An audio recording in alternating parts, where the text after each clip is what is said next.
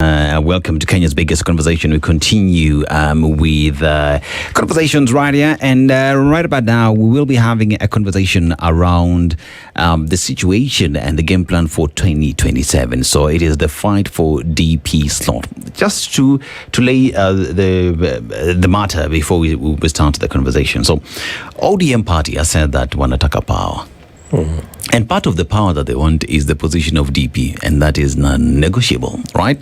But you talk about the party that is UDA, which is the ruling party as we speak at the moment, and it is saying that the position of DP belongs to them. So you look at Mount Kenya mostly, and Professor Kiptoo, Deputy President, says that position is his to maintain. You look at Kirinyaga Governor Waruguru Ann says that she's as well there and she's fit for that seat, and she will fight it out with Deputy President Kithure Kindiki for that seat. And you look at the seat of Deputy President, and it seems as if it is another battleground for whoever will form the party, will form government next year, because everybody wants it, but numbers as well have to be considered. To have this conversation is Joshua Kiptoo, who's an advocate of the High Court. Arnold Maliba is a political analyst. He will be joining us a little bit later.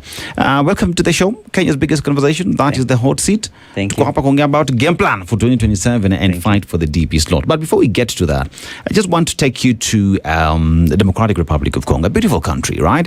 And it is a country that has Africa's largest internally displaced population. We're talking about over 5.8 million internally displaced and over 1 million refugees in nearby countries. Largely due to ongoing regional conflict, particularly in the eastern part of the country. Now, the country contains vast biodiversity, including 3 of the world's 4 great apes, so numerous birds and plant species, and the oldest national park in Africa, which is the Virunga National Park. Country that is rich in resources. Sadly enough, we see where it is today, and one asks the question, motherland, continent, Africa, African Union, East Africa community, what are you doing in ensuring that this great country continues to grow? But the proverb that we get from this country, Joshua, yes, the lizard had the tree in mind before challenging the dog in a fight. The lizard had the tree in mind before challenging the dog to a fight. How would you interpret it? I'll interpret it as a case of you look at a safeguard mechanism. If left on an open field, a fight between a lizard and a dog definitely means it's a one-sided fight. But in seeing a tree, the lizard gets some comfort that I can cause some little blow to the dog and quickly jump into the tree. Of course, that may have pitfalls. How about if you slide from the tree? So it's a case of before you pick a fight, and if you're on the weaker side, ensure you have a guarantee. What is your exit plan? If you don't have an exit plan, stay away. That's a problem. Okay. Napenda. Yuko sawa. So when it comes ukiako kwa, if everything is equal, kwa grau peleke pale Kasarani, ndugu yangu utalimwa. You know, interesting. But let's talk about the matter at hand. Joshua. You know, we find ourselves in a very interesting position as a country where the 2027 politics are there. One would say campaigns should not happen right now because based off the rules of the game, campaigns should not happen. But everyone now wants to be the DP. You know, you look at ODM, tunataka nini? Power. Weka, mawe. DP, ni yetu. We have the numbers, you know. We are in this broad-based arrangement based off our numbers, and our merger with the president has enabled him to work. Because many say after Rigathi Gachagua left and he left with his luminaries, if ODM as well had left, it would be very difficult for the president to work. So when you talk about the DP's position, how critical is it and how will it change politics in 2027? So thank you very much. I think we are now getting into that season where political jostling and gerrymandering becomes the order of the day. And this is the season where politicians have to bring their A game. So what you have is basically more or less like a beaten path where our politics has generally cascaded into coalition type of politics. If you see back since 2002, that trajectory has been very consistent. So we've crystallized our politics into hardened coalition politics, whereby no single candidate, whether the incumbent or the opposition, can fathom to go it alone or individually or within more or less like a unilateral formation. So when you talk about coalition politics, then that means jostling, negotiating, bargaining becomes the core, becomes the everyday aspect of this type of politics. So that you have UDA being the ruling coalition, but UDA was within a Greater Kenya Kwanza Alliance in 2022. And definitely the situation is not as it was in 2022. There have been fallouts, there have been removal, the impeachment of the former deputy president, Rigathi Gachagua, definitely chipped away quite a number of the elected leaders, not quite, but a few, or maybe say a third of the elected leaders are outrightly, yes, elected under UDA, but completely against the government.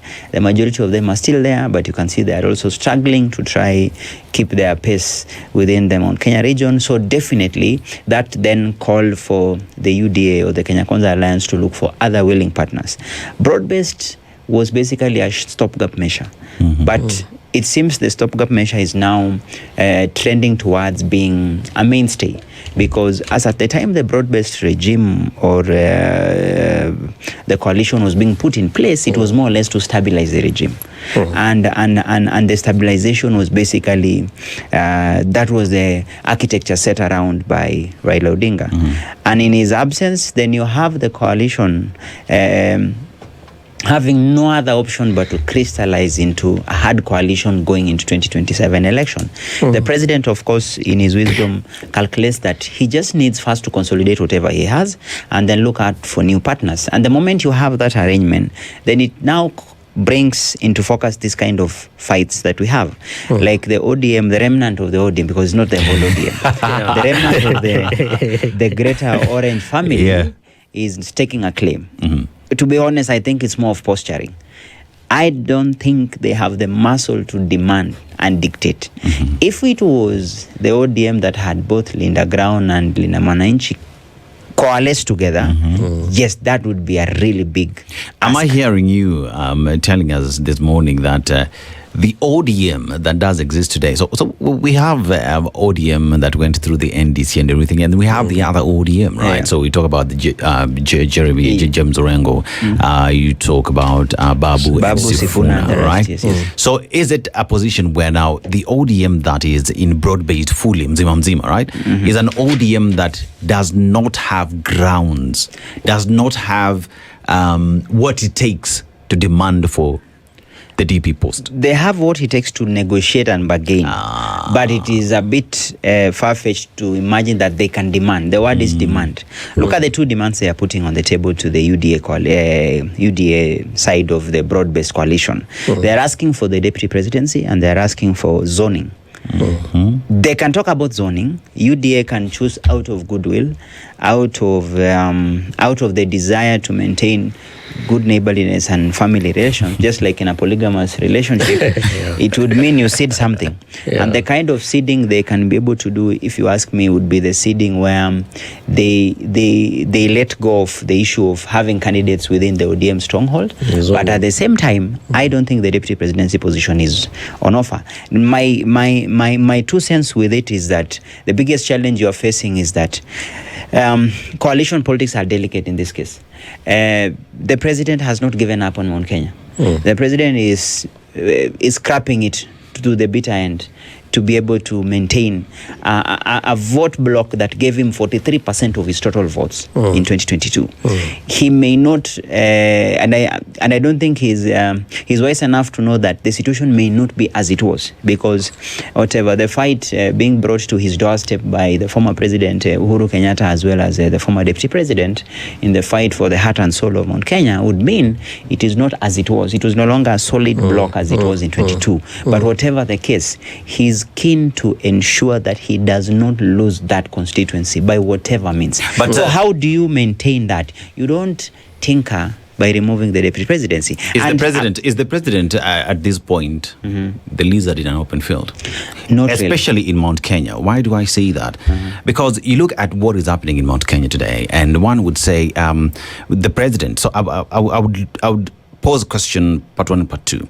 Is the president in an open field? Is he the lizard? Why? Because you look at Mount Kenya, and many would say that is a lost cause. You know, he's wasting his time in Mount Kenya. That's number one. Number two, you look at if the president today sees, or has he seen as a strategist, that Mount Kenya is gone, therefore he's looking away, that perhaps I need to consolidate ODM, the western part of the country, and Nyanza, and the cost for him to be president in 2027. So one thing, is not per se a lizard. I would rather say a hawk, because its strength is in the tree, yes, but it is only still lethal in the field. Why do I say so? I don't think Mount Kenya is a complete write-off. Because if you say a lost cause, it will be a write-off. It's just it's like an insurance car, like a vehicle that has crashed, and the insurance gives you a write-off and compensates you fully. That's not the case. Why do I say so? If you look at the contest they have had within Mount Kenya, within the by-election, tells you it's not a write-off. It is a fight. Yes, that's why I'm saying he will not consolidate the 85% that he got in 22. But I don't think it's a lost cause. If UDA has succeeded to win all the by-elections within Mount Kenya, that tells you something. And that is enough motivation to keep the UDA ruling party, to give it a motivation to fight. Now, that is number one. And where was the fight? Mostly in the Mount Kenya East, where Kithure Kindiki comes from. For me, that was a plus. I honestly think that was a referendum on Kithure Kindiki's capacity and ability to mobilize. And if he succeeded to deliver the wards as well as the constituency in the area north, it was more or less like an audition of some sort that, don't write me off yet. I think I can be a key cog in the wheel of the president to get something out of Mount Kenya. But also, you are very right. There's also the delicate balance of the ODM regions. And there's a problem with the ODM regions. Raila Odinga had the ability and capacity to give you a wholesome. It's like sitting on the table waiting for the food to be served. So you would have certainty. I want a 3-course meal, 1, 2, 3, and you'll be delivered. So Raila then had ability to deliver ODM as a wholesome product. That is not the case. So the president now is forced to venture out and approach the regions independent of each other. How he will approach the Western region, he may even have a different approach for the counties within a region. So that if he goes to Western, he split Western into 3. You have Bungoma, which is tied together with Trans Nzoia. He has to do Vihiga together in a way with Kakamega. And then you have Busia, because Busia is always considered to be a strong orange space. But again, his approach would have to be, so Western divided into 3, have a direct showing. If you go to Luo Nyanza, again, you split Luo Nyanza from Kisii. How he will approach Kisii, independent of Luo Nyanza, has to come to play. So that you see a president now doing more than what he was to do if Raila Odinga was present. So that then brings why you see the ODM then has ability. The remnant of the ODM and under the youth leader now, the party leader, Oburu, having this ability to say, this is what we want. So the work of the Oburu-led ODM, which is basically the mainstream ODM, their biggest task at hand is to try maintain some semblance of existence of the Orange family as it were. For example, their stronghold was always Western, Nyanza, Coast, and the pastoralist areas, especially if you talk about the mass speakers. Their job will always be to front one, more or less like a one formation. I feel they're struggling to do that, and that's why they would posture and say, if you deliver for us the deputy presidency, we are able to consolidate this. Not a case, because I think it is purely dependent on the president's outreach rather than. But for ODM, it's a plus, because in that fight, at least they can get something. They can be able to get zoning within Luo Nyanza, and they can get a few more slots than what they have now, but not the deputy president. That's what I think. You know, Mheshimiwa, I call you Mheshimiwa because you've been a speaker of a county assembly, right? And if you look at what you're talking about, is really the hard political strategy. But if you were to look at this from a constitutional legal perspective, the DP position is like almost nothing. You are an assistant. You basically sit and wait to be sent somewhere, given responsibilities, etc.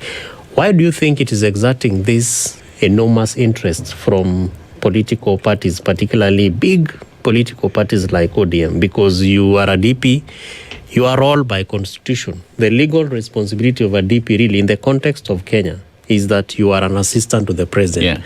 For President William Ruto, we have not seen the DP really exercising that assistance role because he's a present president. He's a president who is here, he is strategizing, he is planning, he is executing. He's running the show. He's basically the man standing at the top of almost everything. Why would it be so exciting? Why is a DP slot, constitutionally, legally speaking, an exciting role for these politicians? That's a good question. I'll split the answer into two. Constitutionally and legally speaking, the deputy president position is still strong. Because one, it has a budget of its own. It has a bureaucracy. Because I'm doing a comparative analysis before 2010 and now. You have a deputy president office that is fully funded.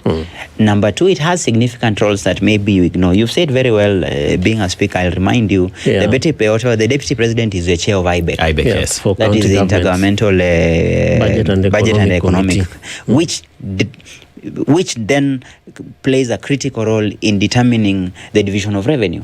He becomes the foremost person who sits at the table where there's a division of revenue between the counties and the national government. So constitutionally and legally speaking, and by virtue they have their budget. One of the fights Rigathi had with the deputy or whatever with the president, remember it was a question of budget allocations in terms of how much he demanded in form of even confidential vote.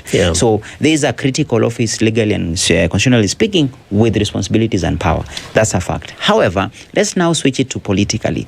Politically, the first deputy presidency we ever experienced was the one for William Ruto. The only challenge that if that is the scorecard to refer to, I don't think any other president will be comfortable. Because the deputy president in the name of the current president, William Ruto, was a very powerful deputy president, politically speaking.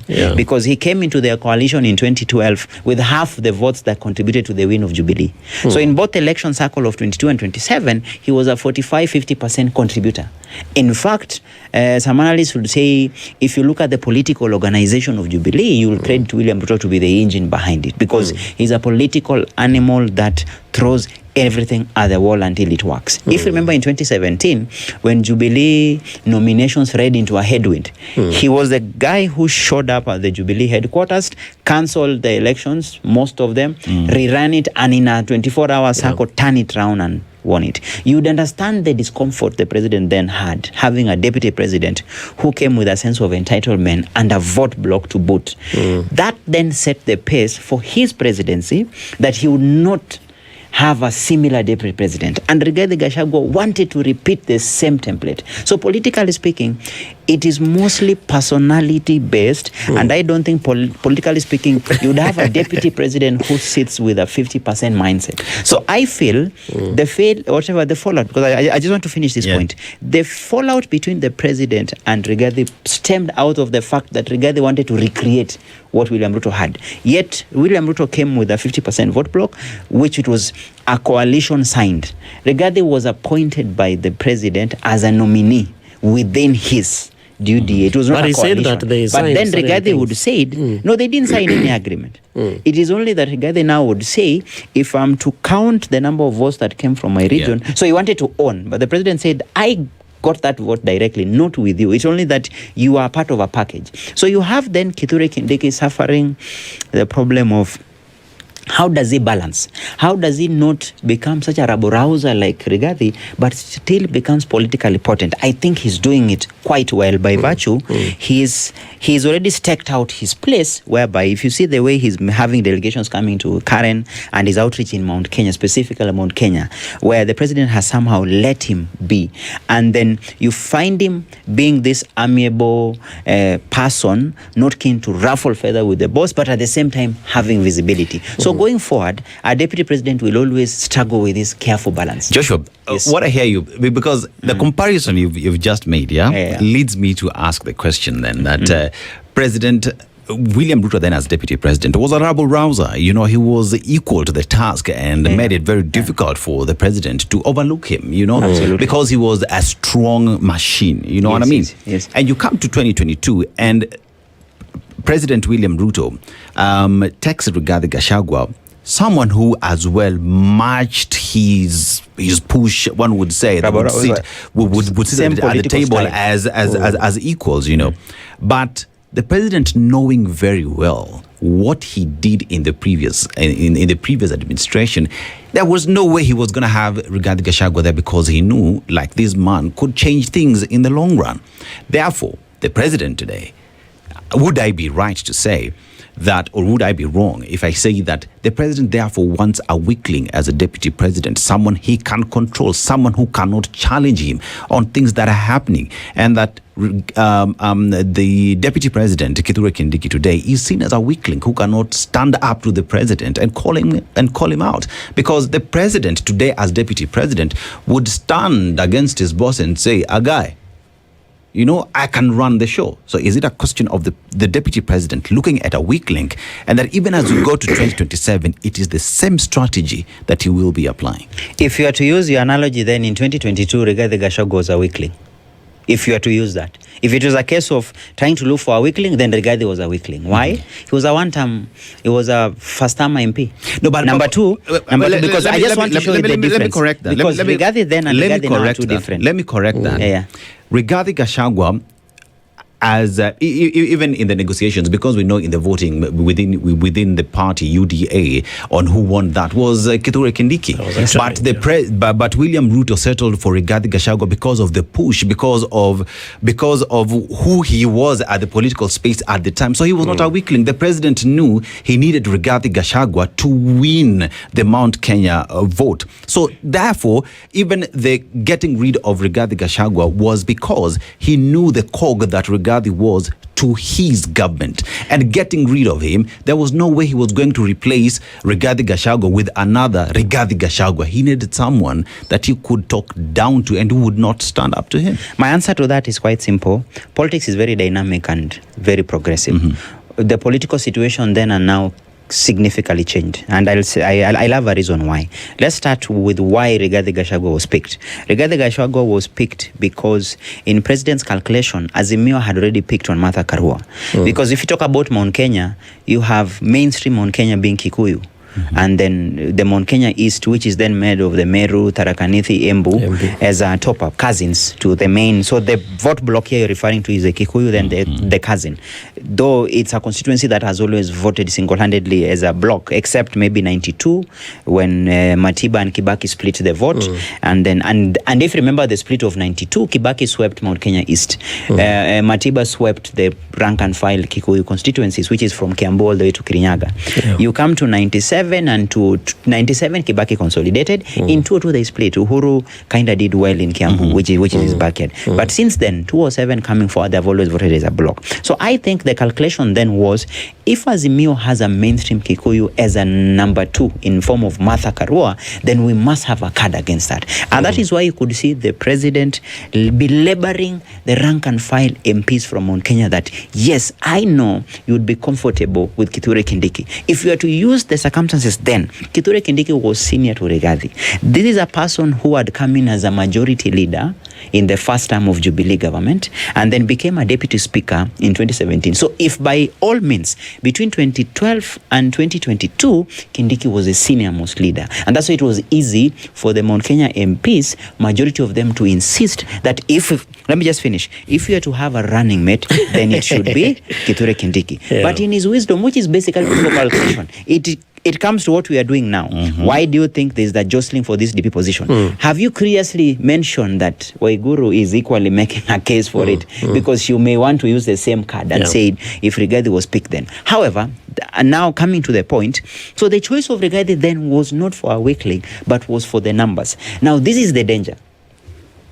William Ruto felt that he's picked a person that would then fit the numbers, but remain an appointee, not a negotiated position. That's why Rigathi was humble and all that. The only challenge, as you say, his style of politics is rabarausing, which possibly with the wisdom of the president, then it's like, no problem. I know he's a rabarouser, but this is my guy. I'll sort him out. I'll handle him nicely, right? And if you could see the first 1 year, there wasn't much back and forth. But I think it got into the head of Rigathi that, look, I've not been appointed as a friend. I've been appointed by right. And he said, if William Ruto ran a 10-year deputy presidency with the might, then I'll have to replicate the same. And that's when I'm sure the president said, wait a minute. This guy was not the main choice of the MPs. This was my guy. How comes now he switched and now become entitled? And you can actually see the political fallout. So that even I'm sure within the UDA coalition, do you know how long it took for people to make sense of this fight? People are in denial. People didn't know how serious this fight was. That as at the time the impeachment thing was coming, did you remember by August 2024, people are in denial that it's not going down? Until that it happened. And the only challenge is, as you say, just to agree with you, politics is dynamics. The Rigathi of 22 is not of 27. Now he's become a thorn in the flesh. He's become someone bigger than he was in 22. There was an expectation that he would fade out. He's refused to fade out. He's no longer the lizard, because I would have put him to be the lizard of 22. Now he's no longer the lizard. He's actually out there in the field, ready to fight it out. And look, why do you think Rigathi is that nasty and all that? Because he has another card, politically speaking, that is a bit working in his favor. He is not negotiating from a point of opposition. As it stands, if you are to operate on the impeachment proceedings, unless the court nullifies, then he has no ability to hold any position, which makes him a potent force, because he's the type to be a troublemaker, rabble-rouser, and can negotiate out a team without necessarily demanding him to be in the ticket. When other places people are saying, what's my in there as a particular position, he has nothing to negotiate for. For him, it will be negotiated about clout. So as I say, the deputy presidency going forward, just to agree with you, the deputy presidency going forward now will call for a more rethink. Any presidential candidate will not just be picking someone for the sake of picking. Of course, the votes will count, but at the same time, compatibility will be a key. Why I feel so far so good, Kithure Kindiki has passed the test of that compatibility. He's not weak and he's not too strong politically. He is working nicely under. If Rigathi would have just sat through post 27, I think it would have been worse for the president, because in the second term, it would have been a serious problem to have Rigathi. I know Kevin has a question. I have a follow-up question on devolution, and especially because of the role of the deputy president. If you are to look at the people who are angling and some of the names that are being proposed out there, and you look at state of devolution, and especially because we have also agreed that the DP slot really plays a key role insofar as strengthening and enhancing devolution. What are some of these gaps that, regardless of whoever is given this position, what are some of these gaps that we must, in terms of posterity, fill as a deputy president to be able to strengthen devolution? Because even if you say that the DP has a budget, the DP stands tall at IBEC etc. But given the context of President William Ruto, we still see a lot of the files going back to State House for his take and for his green light. What are some of these gaps, Mheshimiwa, that we really must focus on? One of the gaps I would feel is that the last time the president was the deputy president, is one person who understood the place and the position of deputy presidency vis-a-vis devolution. When I was a speaker, the deputy president was very critical in dictating and making it possible for county governments to function. If you look at, if I'm to look for the last 15 years now, because we are now into we are now almost doing the 20 years of devolution, I can say without a doubt, across the three deputy presidents, I feel that William Ruto, maybe it's because of his political acumen, he understood the value and the power of being a deputy president in charge of IBEC and in charge of devolution. I feel then that subsequently the other deputy presidents have not. Rigathi never settled and never took charge of that position, being the prefect of the county governments on behalf of the national government. Kithure Kindiki, of course, has come in at a time when there's hate and politics of coalition and all that. And you can see his focus is more national than at the county level. The gap for me is simple. There are two positions I feel can do well. One, you talk about being the chair of IBEC, which is economic and financial in nature, very critical, very powerful. It can go a long way, if you ask me, if a deputy president becomes the nexus, becomes the reference point between the county governments and national government. He can be the person who whips the IGTRC under his command, the legislative side, Senate and the National Assembly under his side, because you are the tool of the budget, IBEC, becomes the focal point that, these fights we have at the moment between the Senate and the Council of Governors. The deputy presidency would be the arbiter, would be the one to say, gentlemen, this is my space and we are fighting for resources and responsibilities and issues of governance. Let us bring it to a close because I'm in charge. Lastly, there is one entity that has been lost for the last 15-20 years, the summit.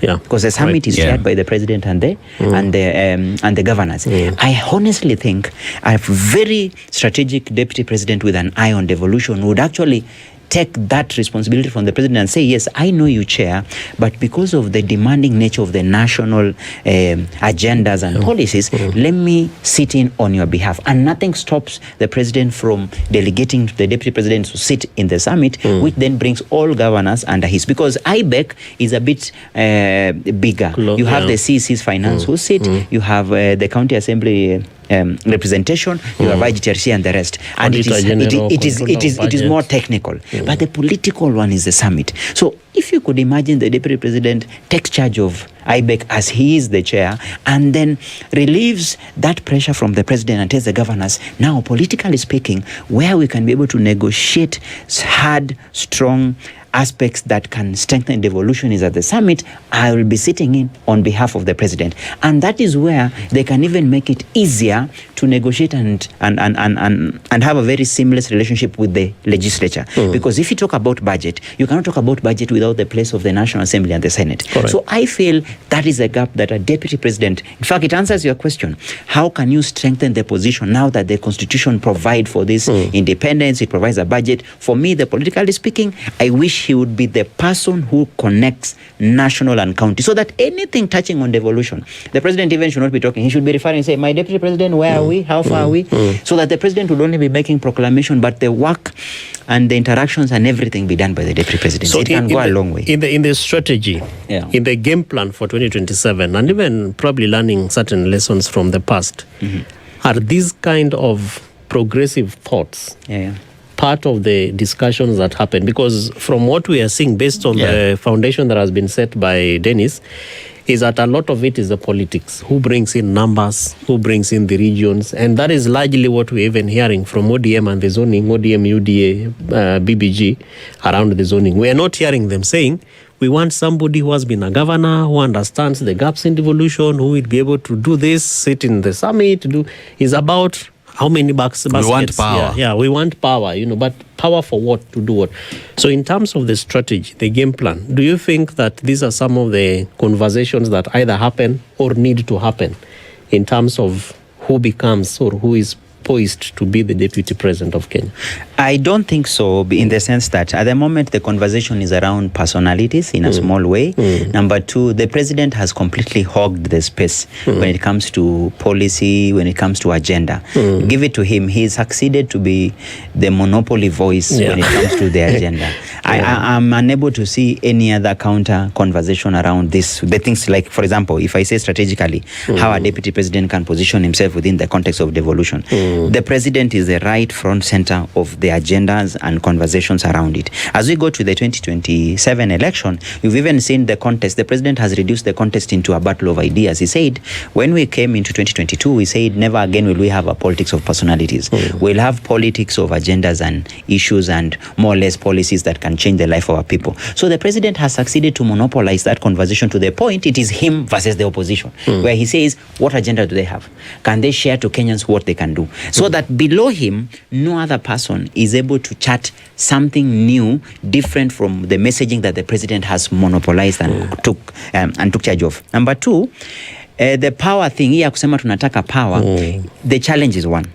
You have half the governors not coming back because they have done their second term. Yes. So there's a desperation on their part. The Waigurus and the rest are already trying to angle themselves to fit somewhere. Yes. The deputy party leader for ODM, Jill, Governor Wajir, has done his 2 terms. Yes. Up to 13 or 14 of them have actually finished their term. So they are more or less vulnerable and desperate those are my words I'll use, vulnerable and desperate, that it robs them the clout and ability to say, these are the considerations. So they are more at the begging phase of, let me try to be relevant. Play ball. Let me try to come up with a political agenda that more or less like brands me as some value to the president. And because you have this powerful president who has already bolted out and won the space with issues to do with agenda, because the president has owned that space single-handedly. He's the one who speaks about specific tasks and issues. Have you even seen his cabinet ministers are struggling? I actually feel the president has been left alone to sell agenda. But is it because he is struggling with communication? Like he already told us, I think 3 or 4 times in the past, the president said, if I know more than you do in your docket, if I'm the one communicating, then there's a problem. And did they get the wrong people into the office, or is it not I think a question of appointment? It's not even a question of appointment, yeah. or he got I still go back to the fact that it appears as if the president appoints people who are not fit to be in those positions so that he can take control of the conversations in those spaces, you know? Yeah. Because, you know, here we are talking about the decision to settle on Rigathi Gachagua in 22, right? Yeah. And he settled on Rigathi Gachagua because ODM had selected Martha Karua, and to as much as members of parliament, right, within the party had settled for Rigathi Gachagua, the Karua factor made it difficult for him. You know what I mean? So he had to settle for Rigathi Gachagua, not because he wanted him, but because of the game, the cards that are being played by the opposition. So here we are then, the president even getting rid of Gachagua is because he was a serious cog in the entire matrix. So here we are then talking about the 2027 matrix with regard to deputy president position that we're talking about. And here we are now, whether we like it or not, the president today says and acknowledges the fact that broad-based government and Raila Odinga coming into the picture made it easy for him to run government because of what had happened, you know, because Rigathi Gachagua had left. It was difficult for the president to run things. ODM is a serious contender in saying, hey, boss, we made it easy for you to complete your term because it was very difficult. Therefore, with our numbers and where we headed in 2027, we deserve that space. But remember, right now, as we're having this discussion, we go back to the Mount Kenya East idea, where Kithure Kindiki comes from the cousins who one would say do not have control of the larger Mount Kenya, do not have the votes from the Mount Kenya. So how difficult is it for whichever side you want to look at, whether it is UDA, a broad-based government, or you want to look at united opposition and the position of deputy president? How serious is it, or just how difficult is it for that decision to be made, whether it is to give it to ODM who say we have numbers, or whether it is united opposition giving that position to Mount Kenya? That's a good question, and I'll start by answering what you said. I think when you are good at something, it cannot be used against you. I'll compare it with Obama as a president. Obama was this powerful speaker, and Joe Biden would dwarf in his presence. But he didn't stop Biden staking his claim as a capable deputy president. So I refuse to take that context, and that has always been the accusation, that is the president appointing minions. I don't think so. I just think he's good at his ability to whatever to articulate, and super hands-on kind of a person. That was the case even when he was a deputy president. That's why he was almost outshining his boss. So can you use that against him? No. So it's a question of the people he's picked who are equally competent to step up. But how do you say they're equally competent to step up when the president himself says you guys don't know what it is you're doing? Question, the successes of the regime, I don't think it is single-handedly because of the president. It is also because of the team. It is because I think the challenge is... That's why I'm saying the challenge would be articulation, yes, but for me, my urge would be, you look at the capacity of your boss, then you step up. You have to step up. I think if the reason I was using Obama is because Biden would pale in comparison. But he still did it well until he became elected as a president. Subsequently, Hillary Clinton when he was the Secretary of State. But don't you also think... So it is your responsibility when you're given a position, whether it's a cabinet minister or a PS, you step up. I think it's the responsibility of the president to allow those that he has appointed to do their job. What has he done that stops them from articulating? What stops a PS or a CS to come here? What stops them from going out of their way? That's why I've asked the same question.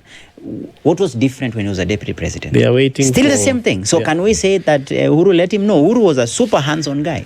Between the cabinet ministers, how comes it was Matiang'i, the deputy president, William Ruto, that stood out? Not, there are almost 20 cabinet ministers. How many do you remember during the Uhuru years that were strong and very visible? Maybe 2, 3.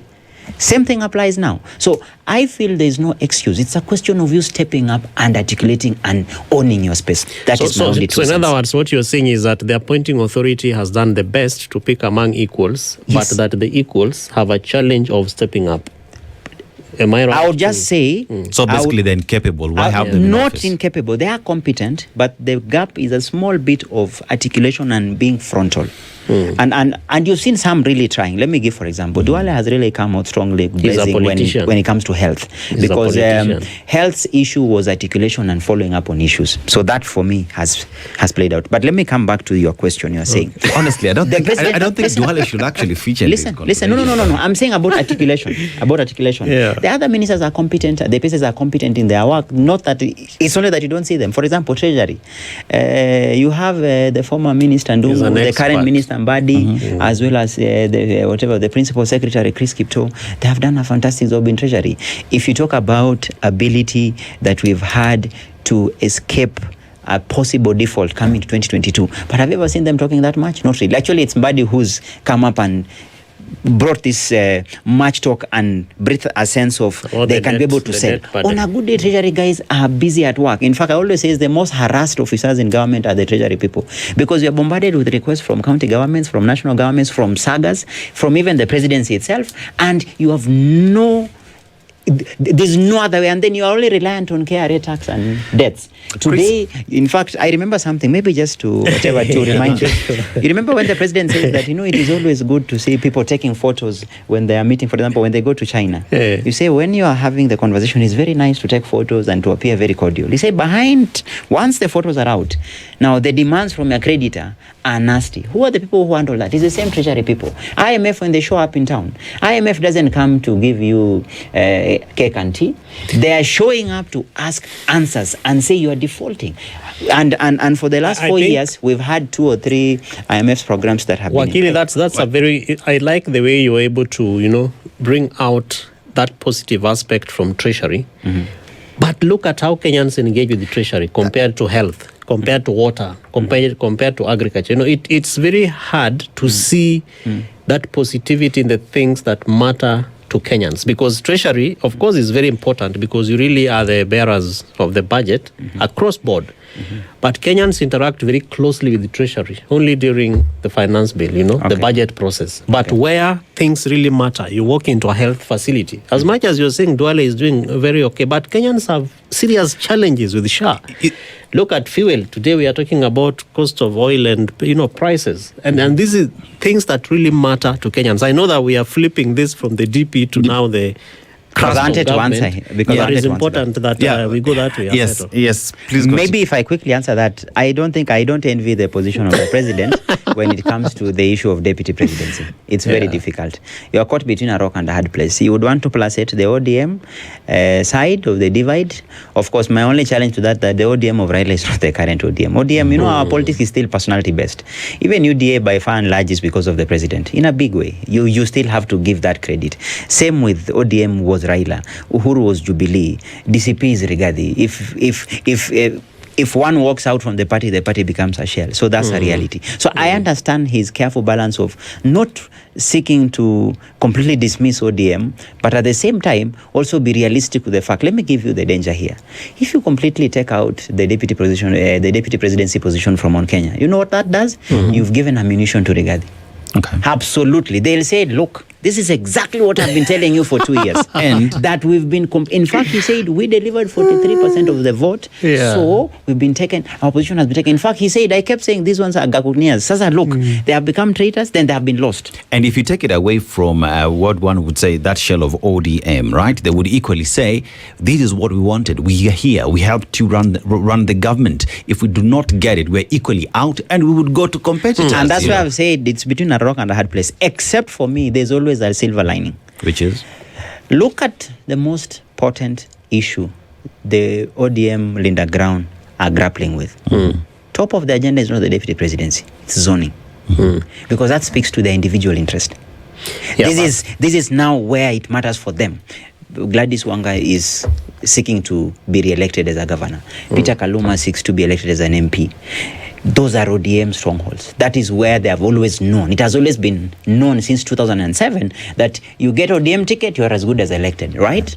For me, that is more personal to them than the deputy presidency. That I strongly feel their push for deputy presidency is posturing, but the main card they are holding is, okay, fine.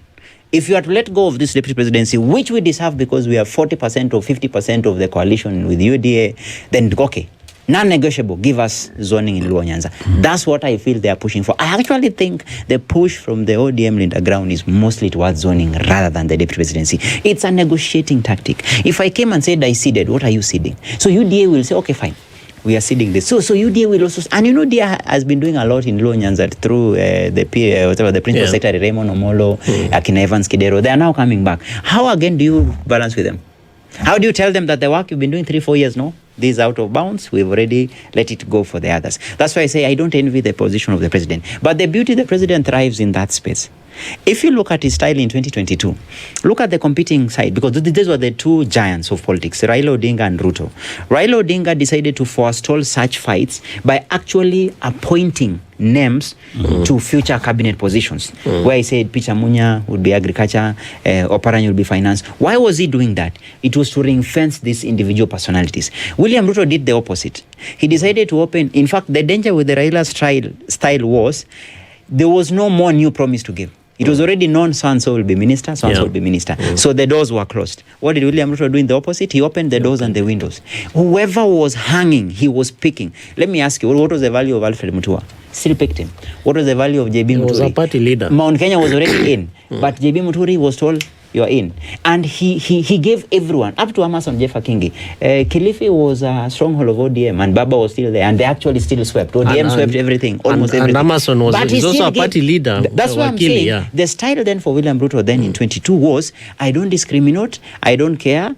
You may say you are not having clout. For example, Ukambani was mostly Azimio, yes, but Alfred being a party leader, I'll still pick. And he kept his word by giving them position. So I feel he will have to use the same wisdom now that he's caught between a rock and a hard place. So on one side, he has to balance the Mount Kenya interest, Mount Kenya East, Mount Kenya's combined, because within Mount Kenya fight between this, the so-called central versus east, and then again you have within the broad-based within, and you know this is not the end, because the more we go to the election, I kid you not, coalition will have to expand. It is like, I've just used a simple analogy. This is like a polygamous union. Now the father of the house has to keep referring to the older wives that, look, tunaleta mwingine lakini tutasongeana tu, tutatusheana hapa.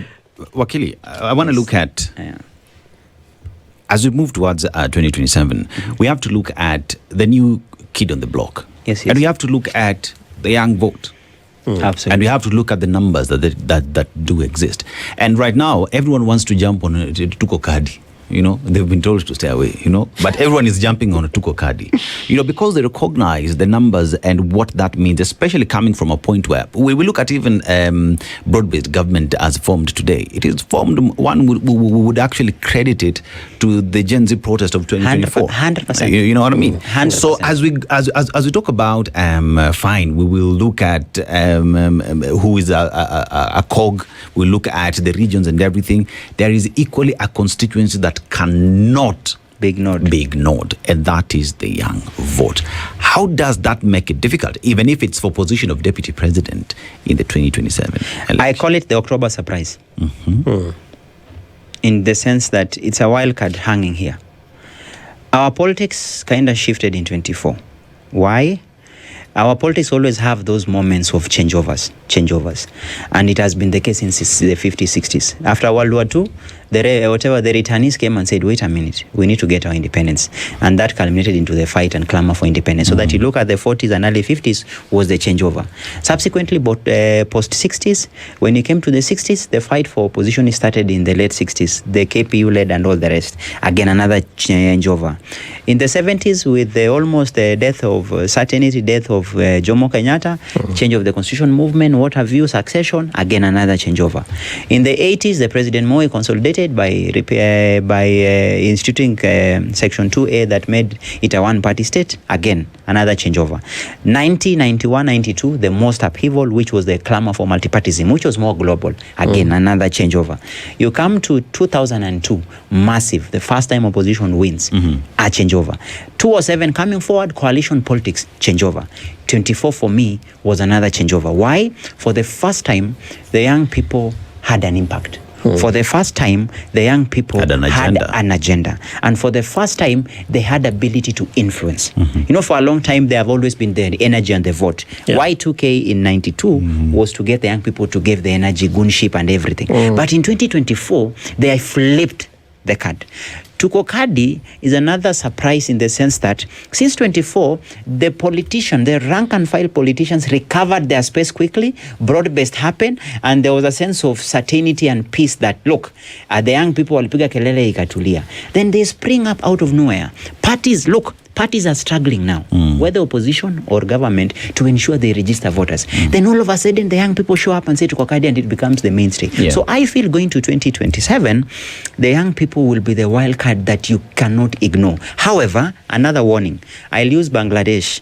When the young people led a revolution, when it came to the voting, the mainstream political parties still, the BND still won, because beyond the mobilization, how do you leverage it into something? Keep an eye on the likes of Sifunas. Can they tap into this young emerging energy?